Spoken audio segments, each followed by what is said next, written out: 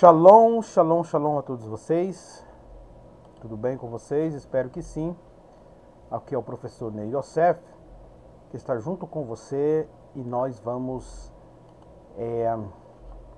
continuar com a nossa construção, né, do entendimento da Bíblia hebraica, né, dentro da sua perspectiva cultural judaica. Oremos, Pai, em nome de Yeshua HaMashiach, em nome de Jesus Cristo. Nós te pedimos entendimento, graça para discernir, absorver, entender as suas palavras. Ilumine o nosso coração, a nossa mente, para aprender de ti, ó Pai. Tu és o nosso mestre. Confiamos em ti em nome de Yeshua HaMashiach, em nome de Jesus. Amém. Bom, queridos, vamos lá. Nós falamos muito do capítulo 1 do livro de Gênesis, né? E versículo 1. E vamos falar, porque essa introdução aqui, todos os teólogos e aí até os rabinos dizem que para entender o restante da mensagem de todas as escrituras depende disso aqui. Quem compreender bem as origens terá um bom entendimento, né, do que há de vir, né, ou do que estudaremos mais para frente, praticamente de todas as doutrinas bíblicas. Nós vamos hoje nos deter no versículo 2, que diz aqui: Vehaaretz haitá tohu vavohu, né? E a terra era sem forma e vazia. Veroche al penei tehom verua Elohim merachefet al penei hamaim. E a terra era sem forma e vazia, rocher, vazia, e a escuridão sobre a face do abismo, e o Espírito de Deus pairava sobre a face das águas. Essa é a tradução comum. Eu separei aqui para vocês o Bereshit, Gênesis, numa tradução direto do aramaico, tá? Do aramaico. Desde a eternidade, né, que esse aramaico aqui é do Targum, de Onkelos, desde a eternidade, Elohim criou os Shamayim e a terra, né? Shamayim é uma palavra em aramaico para céus, né, e a terra. Olha a tradução do aramaico. Lembrando que esse aqui é do Targum. Esse Targum aqui, amados, é uma tradução do hebraico para o aramaico, tá? Isso aqui nós estamos numa tradução da língua portuguesa, é claro, mas que reflete o sentido do aramaico, tá? No seu texto aramaico. E assim, observe que foi uma tradução antes mesmo da vinda do Messias, de Jesus, tá? Então era uma tradução usada pelos os rabinos. Então olha que interessante, como os rabinos, né, ou como Onkelos, né, como esse, na realidade ele não era um rabino, ele era um convertido, né, ao judaísmo nessa época, e muito respeitado, um erudito, né? E olha como ele fez essa tradução, né? E a terra estava um caos absoluto e despovoada dos filhos dos homens, e sem todos os animais, com a escuridão sobre a face das profundezas, e o Rohá é a palavra aqui para espírito, né, da compaixão diante de Elohim aqui, né, é uma forma. Eu não posso dizer que é uma forma exatamente aramaica, né, mas depois eu explico por que Elohim, né, soprou a face das águas. Soprou a face das águas. Então, olha a tradução. Então, a terra estava o quê? Despovoada. Então, despovoada de animais e dos filhos dos homens. O interessante é que nós temos vocês que estão acompanhando desde as primeiras aulas, eu falei da versão dos 70, né? Vocês lembram? Lembram? Eu não preciso ficar aqui introduzindo o contexto, porque o contexto é que faz a mensagem fazer mais sentido e se tornar mais interessante, tá? Então, a antiga tradução do grego, versão de 70, ele traduziu esse tohu vavorro, porque a expressão, amados, né, sem forma e vazia, né, sem forma e vazia, ele é tohu vavorro, né? Então, por exemplo, aqui no Targum, essa sem forma e vazia, ele colocou caos absoluto e despovoada, né? Ele colocou um caos absoluto, foi que ele fez a tradução dessa palavra tohu vavohu, que vem do hebraico. Já o texto grego da versão dos 70, que é uma tradução que os 70 judeus fizeram da Bíblia hebraica para o grego, coloca assim: a oratos kai akataskeou astos, akataskeou astos, né? Ou seja, que pode ser traduzida como invisível e informe, ou não trabalhado e indistinguível. Então, os tradutores, tanto para o aramaico, tanto para o grego, eles refletem o sentido, né, que é bastante discutido, o sentido da palavra do hebraico, tohu vavorro, né? Então, observe como vai abrangendo e trazendo, até tipo, eles traduzem essa palavra sem forma e vazia, que é comum no português, mas eles traz, olha para você ver, invisível, né? Invisível. Até o sentido de invisível eles colocam aqui, né? Então, é muito abrangente a discussão sobre esse texto. Vamos lá. Nós temos um comentário, né, ainda sobre esse texto, Gênesis Rabá, né, que é um comentário do Talmud, que diz assim, olha, lembrando a vocês que a discussão toda aqui ainda está baseado nessa palavra, tohu vavorro do hebraico, porque ele é muito abrangente, ele tem um significado muito abrangente, muito curioso. Então nós estamos trabalhando ainda nessa palavra. Gênesis Rabá, a terra está perplexa e antônita, né? Perplexa e antônita. Por quê? Porque tohu vavorro, ele traz esse sentido, tá? Ele traz esse sentido de perplexidade. Perplexidade, algo confuso. Antônito é um estado emocional, vamos colocar assim, de praticamente espanto, não é isso? Não é verdade? Então, essa é a força das palavras. Então, olha como os comentaristas judeus no Talmud trabalham nesse assunto. Aí diz aqui, ó, um estranho midrash captura de forma invertida a ideia de perplexidade.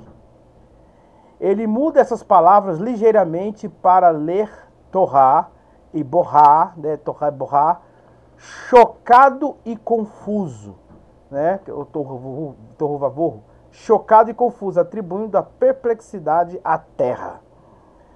Então, olha que interessante. Nós temos um comentário dos sábios que diz que quando Deus revelou o passado, né, revelou o princípio a Moisés, a Moshe, já que atribuímos o livro de Gênesis ao quê? A Moisés, né, como escritor. Recebendo a revelação, os sábios dizem que Deus levou Moisés ao princípio de todas as coisas do passado, no passado. Ou seja, Deus reportou ele para lá no passado para ele ver. E foi quando ele proferiu essas palavras tohu vavorro, que é uma palavra de espanto e confusão e perplexidade. Quando ele viu, ele diz: a terra estava sem forma e vazia. Ele ficou espantado. Dizem que, os sábios dizem que esse momento foi quando ele pediu para ver o rosto de Deus, e Deus mostrou o quê? As costas, né? Deus passou pelas costas, na fenda. As costas representam o passado, né? Que Deus estava revelando a Moisés o que havia acontecido no passado. Beleza? Continuamos com a nossa discussão. Porque assim diz o Senhor, aqui no Isaías 45, versículo 18, porque assim diz o Senhor que tem criado os céus, o Deus que formou a terra e a fez. Ele estabeleceu, não a criou para ser vazia, não a criou vazia, que tem a expressão, né, torro, vavorro, né? Não a criou para ser vazia, mas formou para que fosse habitada. Eu sou o Senhor e não há outro. Tanto rabinos, tanto judeus e como teólogos, muitos teólogos apoiam nesse texto aqui, fazem uma aplicação baseada nesse texto, que o versículo 2 que nós acabamos de ler, de Gênesis, na verdade, é uma reconstrução da criação, de uma criação que foi destruída. Ou seja, na realidade é uma restauração de todas as coisas. Porque alegam que quando Deus fez todas as coisas, Deus criou o mundo, Deus não criou vazia, conforme é descrito lá, sem forma e vazia. Entende? Deus não criou a terra, Deus não criou o mundo sem forma e vazia, mas ela se tornou-se sem forma e vazia. Então, na verdade, tanto rabinos e como teólogos, muitos, né, não todos, acreditam que a terra estava sendo recriada novamente. Isso nós vamos trabalhar aqui, nós vamos ver no comentário dos sábios nas suas literaturas, tá bom? Então vamos lá. Segundo Rashi é um dos grandes comentaristas do Talmud, Tohu deve ser entendido como espanto, já falamos, consternação com o vazio que se encontrou na terra. Se o homem tivesse visto, ficaria atordoado, e a palavra hebraica que foi traduzido como vazio é borro, né? A tradução aramaico, Targum de Yonatan, diz que a terra estava deserta, que nós lemos lá, de seres humanos e vazia de animais. O Talmud diz que o torro é a linha verde que circunda o globo de onde surge a escuridão. No Salmo 18:11, borro era grandes rochas nas profundezas que trazem águas. De acordo com a Kabbalah, né, ou seja, literatura judaica, o relato de Gênesis é o resultado de um julgamento divino sobre o mundo anterior que foi destruído. Então tá aqui, tá? Relato judaico, tá? Então nós vemos aqui que muitos judeus, na sua interpretação, até mesmo do Gênesis 1:2, creem exatamente que ali é uma recriação de todas as coisas. Já trazemos uma discussão que eu não precisaria comentá-la novamente aqui, tá? A respeito do ex nihilo, que é muito destacada na teologia sistemática, tá? O Gênesis capítulo 1, versículo 1 e versículo 2, realmente fala de um ex nihilo, de uma criação do nada. Quando você vê análise dentro do hebraico de especialista, eles discordam, a maioria de especialistas discordam dessa ideia. Por quê? Porque nós vemos ali um trabalhar de Deus, um agir de Deus, e o Espírito de Deus pairava sobre a face das águas.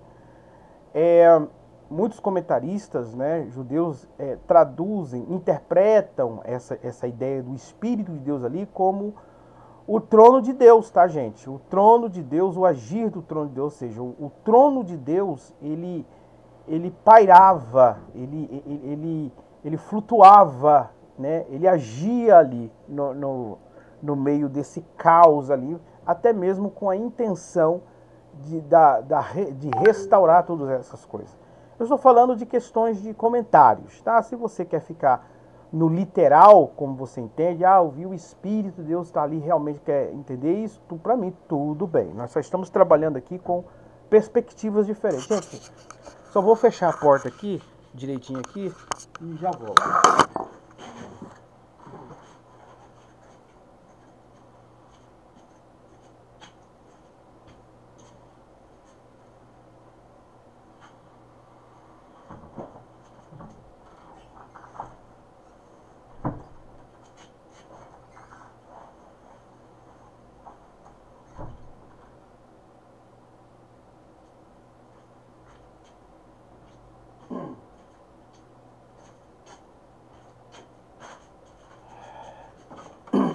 Voltei. Não adiantou nada. Então veja, amados, de acordo com a Cabala judaica, já lemos isso aqui, né? Tohu Vavohu foi destruída. As duas palavras Tohu Vavohu aparecem juntas em hebraico apenas em dois outros textos, tá? Isaías 34:11, Jeremias 4:23-26. Há também uma interpretação na teologia cristã, que se baseia nesse versículo e ensina que o estado de sem ordem e vazio foi causado por um julgamento divino sobre o pecado. Nesse caso, pode-se pensar que houve uma criação anterior que foi destruída pela água. Então, tanto muitos comentaristas judeus e também cristãos trabalham nessa ideia que Gênesis capítulo 1 e versículo 2, o versículo 2 exatamente, está falando de uma restauração, de uma criação. Já havia matéria, você vê que quando o Espírito de Deus ele pairava ali, o que já existia? Água, né? E o que? Terra. Mas estava tudo um caos, uma destruição total, entende? Como se fosse destruído. Então, trabalha-se nessa perspectiva que realmente, que na realidade Deus estava restaurando algo que havia sido destruído por um julgamento divino, ou seja, que as civilizações, o povo que vivia naquela época, estava em impiedade tão grande que foi julgado e destruído. E destruído como? Com água. Vamos lá? 2 Pedro 3:7, onde está escrito: em primeiro lugar, saiba disso, que nos últimos dias virão escarnecedores com seus sarcasmos, seguindo suas paixões, dizendo: onde está a promessa de sua vinda? Porque desde que os pais dormiram, tudo continua como desde o início da criação. Pois quando dizem isto, não percebe que os céus existiram. Por muito tempo também a terra emergiu das águas e estabeleceu entre as águas pela palavra de Deus. Emergiu das águas e se estabeleceu entre as águas pela palavra de Deus, pela qual o mundo daquela época foi destruído, sendo inundado com água, mas os céus e a terra atuais estão reservados por sua palavra para o fogo, guardando para o dia do julgamento e da destruição dos ímpios. Beleza, então levanta-se a interpretação, óbvio que aqui estaria falando o quê? Do dilúvio nos dias de Noé, mas os teólogos e judeus messiânicos, óbvio, acreditam também que aqui pode estar se referindo à destruição da terra antes da recriação de Gênesis 1:2. Ou seja, que a terra estava sem forma e vazia, por quê? Porque Deus havia destruído com dilúvios de água, como julgamento. Beleza? Então, tá aqui a fonte que eu estou usando foi da faculdade que eu estudei, do Zé Yosef Yeshiva, né, que é judeus ortodoxos, né? Para vocês entenderem, eu quero que vocês entendam que essa fonte aqui, né, eu falo essa fonte aqui, essa aplicação aqui, não que todo o texto é de lá, né? Que aí, os textos eu fui tirando, fazendo construções de outros, de outras, como é que fala? Esqueci, gente. De outros textos acadêmicos.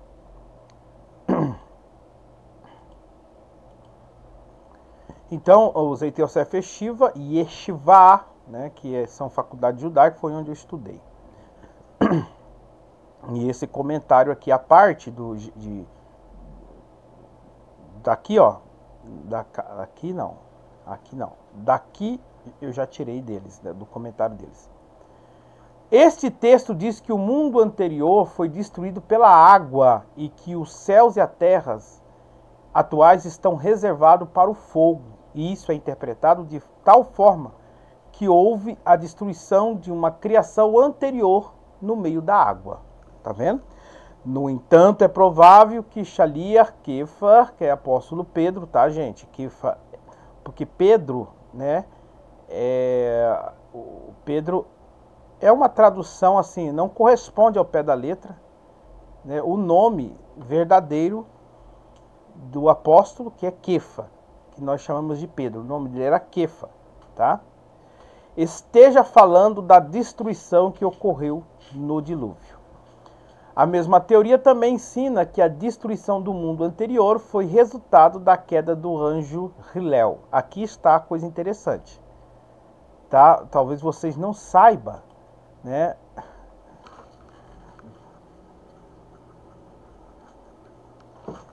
Talvez vocês não saibam, mas deixa eu ver aqui se eu abrir o texto. Isso. Ué, não estou entendendo. Deixa eu...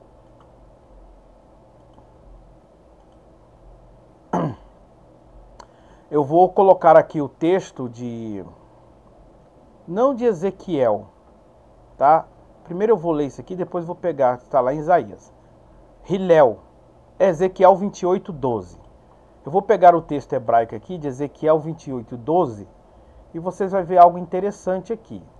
E eu preciso esclarecer um ponto.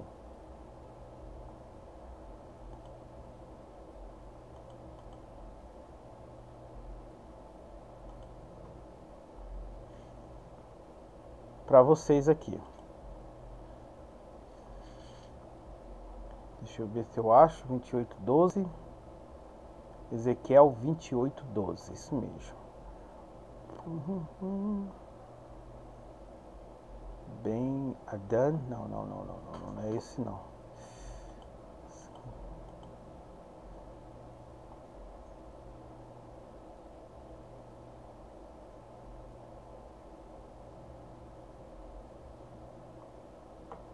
Não, eu acho que é a outra referência, gente. Não é essa referência aqui não. Mas vamos lá.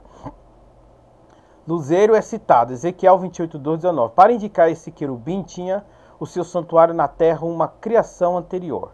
Diz assim, ó. Filho do homem, eleve uma alegoria, né? Aqui colocou elegia, mas houve algum erro. Ao rei de Tiro e diga-lhe, assim diz Adonai, Hashem, você era o selo da perfeição, cheio de sabedoria e perfeito em beleza. Você estava no Éden, no jardim de Deus, toda pedra preciosa era a sua roupa. Rubim, topázio, diamante, berílio, ônix, jaspe, safira, turquia e esmeralda e o ouro, acabamento de suas configurações e de suas rendas, estava em você. No dia em que você foi criado, eles foram preparados. Você, querubim, protetor de asas estendidas, eu coloquei você aí. Você estava na montanha sagrada de Deus, você estava caminhando entre as pedras, de fogo. Você foi perfeito em seus caminhos no dia em que foi criado, até que a iniquidade foi encontrada em você. Por causa da abundância do seu comércio, você estava cheio de violência e pecou. Eu, portanto, expulsei-te, profano do monte de Deus, e te eliminei, querubim protetor, no meio das pedras de fogo. Seu coração se exalta por causa da sua beleza, você corrompeu sua sabedoria por causa do seu esplendor. Eu te joguei no chão, te coloquei na frente dos reis, para que vissem em você um exemplo. Por causa da multidão das suas iniquidades, por causa da injustiça do seu comércio, você profanou seu santuário, e retirei do meio de ti o fogo que te consumiu, e te reduzi a cinzas na terra aos olhos de todos que olham para ti. Todo aquele que te conhece entre os povos estão maravilhados como você. Você se tornou terror e não existe mais. No entanto, esse texto não diz quando ocorreu a queda do anjo em pecado, e nem que houve uma criação anterior atual. A verdade é que as evidências podem ser encontradas nas escrituras messiânicas de uma queda no pecado de alguns dos anjos de Deus. Então nós temos aqui essa referência, né? Que você já com certeza já leu algum dia. Agora aqui está o ponto que eu quero chegar. Primeiro, irmão, veja, uma reflexão. Vocês sabem que há no mundo, no cristianismo, hoje, né, há debate com judeus e até cristão contra cristão, que discutem que esse texto de Ezequiel, capítulo 28, está falando de uma suposta queda de Satanás. E muitos se opõem a essa ideia. Alguns judeus se opõem a essa ideia, e alguns cristãos teólogos se opõem a essa ideia de que o texto de Ezequiel está falando de queda de Satanás, né? E alegam que, na realidade, o texto está falando aqui da queda do rei Tiro, né? De Tiro, do rei de Tiro, não rei Tiro, a queda do rei de Tiro, tá? Beleza. Mas já deixando claro para vocês que essa visão do texto, essa visão interpretativa de Ezequiel capítulo 28 como uma queda de Satanás, não é uma invenção cristã. Não é um teólogo aí que apareceu, não é uma igreja que inventou esse tipo de interpretação. Essa visão da queda de Satanás já é uma visão judaica, uma interpretação judaica, no seio judaico, tá? Primeiro entenda isso, tá? Porque muitos... você não acabou de dizer, Ney, que judeus são contra esse tipo de interpretação, não aderem a esse tipo de interpretação? Sim, tá? Mas as divergências de interpretação entre o judaísmo sempre houve. Os judeus eles não seguem sempre uma mesma linha de pensamento, de interpretação. Alguns tipos de interpretação são praticamente geral, que é a questão dos mandamentos, do Shabat, você vê, já é algo que praticamente todo judeu. Mas alguns tipos de interpretação, eles divergem. Agora, existem outros tipos de interpretação que alguns judeus divergem só por causa de um contexto histórico que você precisa entender. Beleza? Alguns judeus, amados, sabem que essa interpretação é uma interpretação antiga do seu próprio povo. Eles sabem disso. E que os cristãos também aderem àquela mesma interpretação, mas para que eles possam diferenciar a doutrina deles, o pensamento deles do cristianismo, então eles passam a negar uma interpretação que veio do seio do seu povo, tá? Primeiro, para desmentir a doutrina, porque há muitos judeus, eles vivem para querer desmentir, desmoralizar tudo que vem do cristianismo. Eu quero dizer para você, sim, que temos no cristianismo pontos teológicos que não é exatamente escriturístico, não vem da Bíblia, tá? São contradizentes, tá? Tem partes teológicas que realmente são más interpretações dos textos de Paulo e assim por diante. Mas outros não. Outros exatamente é uma extensão do próprio judaísmo. Muitas interpretações que você pensa que... Porque tem pessoas que pensam no cristianismo que há muitas doutrinas é algo que foi elaborado e construído pelos sábios cristãos. Negativo, tá? Simplesmente o cristianismo, em milhares de interpretações, de doutrinas, simplesmente veio do judaísmo. Veio do judaísmo. Simplesmente isso, tá? Mas judeus que são contra o cristianismo, né, passam a negar interpretações que vêm do seu próprio povo. Isso é muito claro com Isaías 53. Isaías 53, os sábios judeus, né, os sábios, os sábios antigos, até mesmo antes do Messias vir, sempre interpretou que Isaías 53 estaria falando de um justo, do Messias, que expiaria o pecado do povo de Israel. E temos centenas de comentários no Talmud, Midrástico, na Torá oral. Mas hoje o judeu, por causa do Novo Testamento, porque o Novo Testamento já faz um link direto, né, para que se cumprir o que diz o profeta Isaías. Então os judeus, né, alguns judeus que são inimigos do Novo Testamento e do cristianismo e de Jesus, inimigo de Yeshua, né, vamos colocar assim, eles dizem, não, essa interpretação aí está errada, o nosso povo judeu nunca interpretou esse texto assim, simplesmente porque o cristianismo hoje, o Novo Testamento deixa claro que o sacrifício de Yeshua HaMashiach é um cumprimento de Isaías 53. Então você precisa entender isso. Beleza? Então vamos lá? Assim se aplica Ezequiel 28 também.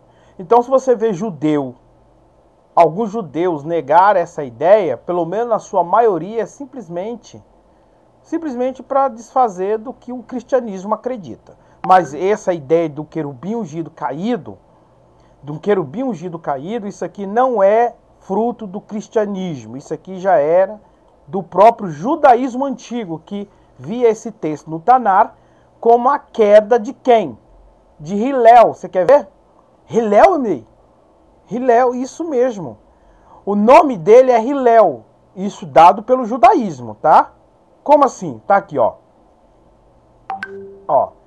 Eir nafalta mishamayim Hillel, né? Hillel é traduzido nas Bíblias aí como estrela da alva ou estrela brilhante. Estrela da alva ou estrela brilhante. Beleza? Nós temos... De onde que saiu o Lúcifer? Isso aqui, ó. Por causa do latim. Né? O latim traduziu esse texto aqui como Lúcifer, e os padres católicos divulgaram muito a ideia de Lúcifer. Mas no judaísmo isso aqui, ó, não é simplesmente uma tradução estrela da alva. Porque todos os nomes que têm característica hebraica, essas coisas assim, eles têm um significado. Por exemplo, Yeshua, que é o nome de Jesus, né? Adonai salva, e assim por diante. Então na realidade, na cultura judaica, vê isso aqui como um nome. E que o nome desse anjo caído, que caiu, é Hillel. Hillel. Pronto. Nunca ouviu falar? Por isso que estamos estudando cultura judaica. Então a cultura judaica vê esse Satanás aqui, essa queda desse ser aqui, como Hillel. Isaías 14:12, essa passagem que eu acabei de ler aqui. Tá assim, ó. Como caíste do céu, ó Hillel. Essa tradução aqui, amados, para deixar claro, é a tradução judaica. Que não foi eu que traduziu, não. Essa tradução aqui é judaica, para você ver que ele colocou o quê? Hillel, filho da alva, né? Então tá aqui, ó, Ben, filho da alva, tá? Você foi derrubado ao chão, você que enfraqueceu as nações, mas você disse em seu coração, subirei ao céu acima das estrelas, de Deus exaltarei o meu trono e me sentarei no monte, na assembleia no extremo norte, subirei acima das altas nuvens, serei semelhante ao Altíssimo. No entanto, você foi trazida para abaixo, ao Sheol. Sheol aqui é traduzido para o inferno, tá bom? Aos confins do abismo, né? Alguns é traduzido por sepultura, inferno e assim por diante. Para provar, aqui eu provo para vocês que tá aqui, ó, que essa tradução e esse comentário específico aqui foi da faculdade onde eu estudei, faculdade puramente judaica. Porque nós estamos estudando o quê? Judaísmo. O que acontece, amados? Nos debates, né? Surgem os debates. Ah, não, mas aqui está falando de um rei, gente. Agora você está falando que o profeta está falando de queda de anjo, queda disso aqui. Aqui está falando de um rei. Não está falando, realmente. Agora, o problema, queridos, é que as pessoas não têm que entender como se interpreta o texto dentro da teologia, como a visão judaica vê o texto, o texto, porque os textos foi produzido no seio judaico. Então a hermenêutica, a teologia, a forma de interpretar o texto é judaico, porque veio do meio judaico. Os escritores eram judeus. Então, nós temos os judeus via 4 tipos de níveis de interpretação de texto. Já falei sobre isso. Se vocês não...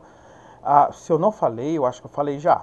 Eu expliquei sobre os 4 níveis de interpretação de texto que vocês precisam entender. Já falei sim, falei sobre Hillel. Se vocês não lembram, realmente vocês precisam se atualizar novamente, rever os vídeos, para aí vocês vão entendendo melhor. O profeta Isaías falou que a rebelião do rei da Babilônia, então assim, observe, houve uma rebelião sim, do rei da Babilônia. No entanto, o texto pode ser entendido como nível Drash. Temos 4 níveis, Peshat, Remes, Drash e Sod, tá gente? 4 níveis. Então, aplica-se o nível Drash. A teologia aplica algo semelhante, a dupla interpretação. Tá? Fala dupla, tem um duplo sentido. A teologia cristã, às vezes, não é uma invenção, mas é a forma de interpretação homilética, de interpretação de texto que realmente isso acontece. Que um texto, uma palavra, ele pode ter duplo sentido. Ele pode ter um sentido literal, um sentido espiritual, né? Ou seja, por exemplo, um sentido que traz um contexto histórico, como assim, algo que está acontecendo ali, mas aquele acontecimento, aquilo que está acontecendo ali, é uma tipologia que será repetido de uma proporção maior no futuro. Isso está cheio na Bíblia hebraica. E aqui, a forma Drash, exatamente que é uma forma da interpretação judaica, Drash, aqui, ó, exatamente é isso aí, que os sábios veem. Eles veem que tem a forma linguagem poética aqui, né? Está falando do orgulho do rei da Babilônia e do rei de Tiro, e ao mesmo tempo está narrando, trazendo uma aplicação à queda do orgulho de um ser espiritual grandioso que existia lá na eternidade, mas que foi derrubado. Entende? Então, essa interpretação e essa visão não é criada por teólogos cristãos, tá? Essa visão é puramente judaica, como alusão clara ao caráter do espírito maligno que estava por detrás daquele rei, tá? Quando aquele anjo tentou subir ao topo e colocar o seu trono lá e ter um reino semelhante, paralelo na criação, tornando-se semelhante ao Altíssimo, ele foi expulso de lá como um raio. Aí os judeus aqui, né, judeus messiânicos, eles citam o Novo Testamento messiânico, né? Jesus disse que viu Satanás cair como um raio. E assim por diante. E aqui ele cita o livro do Apocalipse, né, que seguiram a sua rebeldia, ou seja, anjos que seguiram o Satanás. Então é uma narrativa que havia acontecido, né, e que acontecerá novamente. O destino desses anjos rebeldes é caídos e o lago de fogo. Mateus e assim por diante. Lendo aqui. Então, gente, preste muita atenção nisto, tá? Então, estou deixando claro a visão judaica, dos escritos judaicos, da visão dos textos. Agora, o que tem a ver isso? Nós estamos falando lá em Gênesis capítulo 1, versículo 2, já estamos falando de Satanás, exatamente, porque eles fazem um link, eles propõem, tá, que pode haver sido essa destruição também, um juízo de Deus de anjos caídos junto com a impiedade da humanidade, e houve essa destruição da terra. Nós temos até mesmo pregações cristãs por exemplo, um dia eu lembro muito quando eu era novo convertido, não tanto novo também, né? Mas eu vi até um pregador lá em Gideões, né? Trazendo uma narrativa, né? Mas ele trouxe uma narrativa que Deus, quando Satanás se rebeliou contra Deus, Deus aplicou um juízo contra ele, lançando ele na terra. Então, com o impacto que os anjos e os demônios e Satanás se colidiu com a terra, houve a destruição, tal, beleza, tá? Aqui não está falando exatamente, aqui está falando que houve uma rebelião, e essa rebelião foi antes da criação dessa criação, tá? O texto aqui não está falando que exatamente, tá? Exatamente que a destruição ali de Gênesis 1:2 seria por causa da queda de Satanás, não. Ele pode até colocar dar uma pitadinha, mas não é isso que ele quer dizer, tá bom? Mas ele está só colocando aqui uma queda, um julgamento que houve antes de tudo isso, e não só o julgamento de Satanás, como o julgamento também de um mundo que Deus tinha criado e foi destruído, e agora Gênesis 1:2, né? E a terra estava sem forma e vazia, o Espírito de Deus pairava sobre a face das águas. Na realidade ali está falando de uma recriação. Deus está construindo, restaurando, criando tudo novamente, né? Trazendo novamente um mundo e assim por diante. Então tem muita coisa para nós trabalhar aqui ainda, e nós vamos parar por aqui, tá bom? Que o Eterno vos abençoe em nome de Yeshua HaMashiach. Qualquer dúvida, pergunte no WhatsApp, no nosso grupo.